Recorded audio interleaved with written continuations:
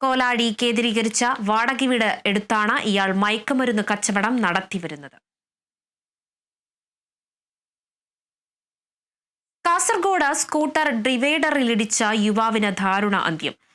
ഇച്ചിലങ്ങോട് സ്വദേശി യൂസഫാണ് മരിച്ചത്. വൈകിട്ട് 9 മണിയോടെ വീട്ടിലേക്ക് മടങ്ങും വഴി മാവിനക്കട്ടയിൽ വച്ചാണ് അപകടമുണ്ടായത്. യൂസഫ് സഞ്ചരിച്ച സ്കൂട്ടർ നിയന്ത്രണം വിട്ട് റോഡിന്റെ മധ്യഭാഗത്തെ ഡിവൈഡറിലേക്ക് ഇടിച്ച് വീഴുകയായിരുന്നു. തലയ്ക്കു പരിക്കേറ്റ യൂസഫിനെ പ്രദേശവാസികൾ ആശുപത്രിയിൽ എത്തിച്ചുവെങ്കിലും ജീവൻ രക്ഷിക്കാനായി.